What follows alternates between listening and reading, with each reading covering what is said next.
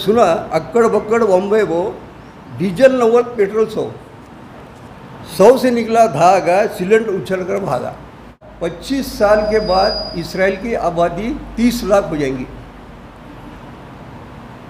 30 लाख लोग इसराइल को कैसे चलाएंगे? इंटरनल प्रॉब्लम ये चल रहा है कि मिलिट्री के अंदर एंट्री नहीं ले रहा कोई भी, मिलिट्री के कोर्सेस नहीं कर रहे कोई भी, और हर कोई चाह रहा है कि भाई अभी हम पीस, ये जंग वगैरह हमको नहीं चाहिए। एक बहुत बड़ी रिपोर्ट है जो इंटरनल एजेंसी ने जो दी, तो उसके बाद इजराइल ने टोटल अपनी प्लानिंग चेंज कर दिया। अब दूसरा जो इशू है चाइनीज़ का, जो डिसएंगेजमेंट हो गया, तो डिसएंगेजमेंट होने की वजह क्या है? ये ऐसा है, तो ये तुम्हारा ये फिंगर 1 2 3 4 5, फिंगर 1 और 5 के ऊपर चाइना हो गया, और ये 2 3 4 जो है ये फिंगर के ऊपर इंडिया है। तो ये जो माउंटेन एरिया है पूरा, तो ये दो माउंटेन से बढ़कर ये बड़े माउंटेन है। तो इंडिया की मिलिट्री जब इधर आ गई तो जाहिर है नीचे की जो मिलिट्री है वो कैजुअलिटी ज़्यादा होंगी, तो उसने अपनी स्ट्रैटेजी चेंज करा और डिसएंगेजमेंट एग्री हो गए और दोनों अपने अपने पीछे चले गए। बड़ी कोई बात नहीं है, एक पॉलिसी मैटर है और बहुत हिकमत से काम करे दो लोगों ने, ठीक है। परसों पाकिस्तान ने श्रीलंका को $50 बिलियन का मिलिट्री पैकेज दिया, $50 बिलियन का मिलिट्री पैकेज दिया। खुद कर्जे में डूबा है और $50 मिलियन का उसमें स्पोर्ट्स है, दूसरे भी है, एक इमरान खान के नाम पे स्टेडियम भी बन जाने वाला है उधर, और मिलिट्री का भी बहुत कुछ सरमाया लगाने वाला है उधर।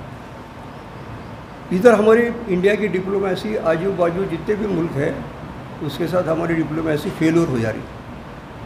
अब व्हाट्सएप पे भी देखो, सोशल मीडिया पे बहुत कुछ है। अब नेशनल लेवल पे देखिए, दो जुमले बहुत ज़ोर में चल रहे हैं, हम दो हमारे दो, हम दो हमारे दो, यानी पूरे हिंदुस्तान को ये मतलब एक गुजरात स्टेट है जो ज़्यादा बिजनेस का हब है और वो लोग बहुत होशियार है बिजनेस में, तो उन लोग क्या है पूरी हुकूमत को एक कारपोरेट के जैसा चला रहे वो लोग। इसीलिए डेमोक्रेसी का डेफिनेशन भी चेंज हो गया। Government run by the corporate, for the corporate, of the corporate, simple होगा ये अभी ये ना कोई छुपाने की बात नहीं है, जो सीक्रेट है पूरा ओपन हो गया और पब्लिक भी सब जान गई। इसीलिए आम लोग भी किसान आंदोलन को सपोर्ट कर रहे हैं। डीजल और पेट्रोल का कल भी बढ़ गया, वो 35 पैसे से बढ़ गया।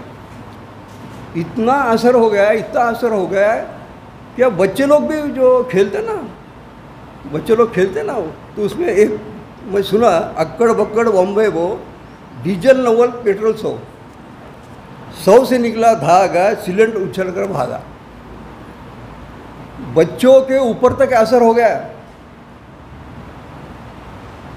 एक उनकी स्ट्रैटेजी क्या है, देख रहे भाई लोग कहाँ तक ये कर रहे हैं, कहाँ तक कर रहे हैं। दूसरे तरफ से रेवेन्यू नहीं है ना, आपको तो पता है ना, 36 पब्लिक सेक्टर चले गए, अभी रेवेन्यू कहाँ से आएगा? इससे 21 लाख करोड़ रुपए कमाए उन्होंने। कितना? 21 लाख करोड़ रुपए, और अभी कल से और ज़्यादा बढ़ जाएगा वो।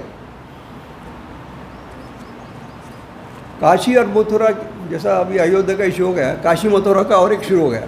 काशी और मथुरा में जो मस्जिद है उसके लिए वहाँ के लोकल कोर्ट के अंदर पिटीशन डाल दिए कि भाई ये भी ये है वो है, और उसके लिए भी अभी कोर्ट कचहरी का मामला शुरू हो गया। एक रिपोर्ट आया 2015 से 2019 के बीच 6,76,000 लोग को सिटीजनशिप दी गई। 6,76,000 लोग को सिटीजनशिप दी गई। फिर वो सीए का इशू चल रहा है वहाँ बंगाल में, इलेक्शन के अंदर सीए का इशू कर रहे हैं, सबको हम सिटीजनशिप देंगे, ये वो सब चल रहा है, लेकिन यहाँ बाहर के लोगों को बराबर दे रहे हैं।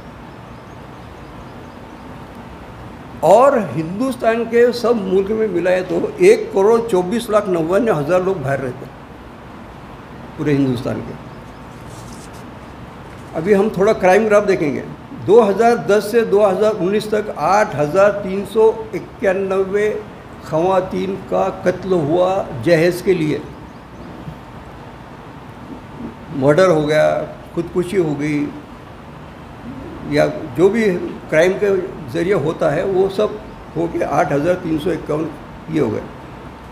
हर साल हिंदुस्तान में 1 करोड़ शादी होती और 10,000 दहेज के मामले दर्ज हो जाते, FIR हो जाते 10,000। देखिए गुजरात में साइजेबल एरिया बहुत है मुस्लिम का, मेजॉरिटी भी है और किधर किधर साइजेबल एरिया है। तो 1991 में उन्होंने एक कानून बनाया, Gujarat disturbance act. Gujarat disturbance act यानी हमेशा कम्युनल राइट होता, फसाद होता, मारामारी होती, ऐसे जो एरिया है ना, तो ये कानून के ज़रिए उधर की प्रॉपर्टी बेच भी नहीं सकते और ख़रीदी भी कर नहीं सकते। अगर उधर हिंदू भी है तो वो भी अपनी प्रॉपर्टी बेच नहीं सकते और ख़रीद नहीं सकते। और अगर आपको कुछ ट्रांजैक्शन करना है तो डिप्टी कमिश्नर या डिस्ट्रिक्ट कलेक्टर जो है उससे परमिशन लेना पड़ेंगे और बहुत लंबा प्रोसेस है। इतना बड़ा प्रोसेस है कि वो कैंसिल कर देगा। और ये यूपी में भी कोशिश चल रही है और महाराष्ट्र में भी कोशिश चल रही थी, लेकिन शिवसेना आने से रुक गई है। हाल ही में 2019 में नीट का एग्ज़ाम हो गया। नीट का MBBS के लिए नीट का एग्ज़ाम हुआ, तो वो एग्ज़ाम के अंदर जब पार्टिसिपेंट कर रहे थे स्टूडेंट, तो उनको इंस्ट्रक्शन दिया गया कि आप आपके आंसर शीट पे आपका नाम भी लिखिए और आपके वालिद का, और मतलब माँ और बाप का, वालिदैन का भी नाम लिखिए। एंटायर जो अभी तक नीट के जो एग्ज़ाम हो गए ये पहली बार हुआ।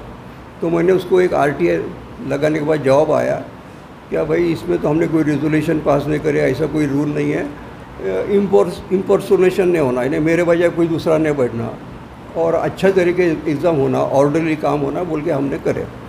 तो APCR इसके लिए एक कंप्लेंट फाइल कर रहा है और हो सका तो हम कोर्ट को भी जाएंगे।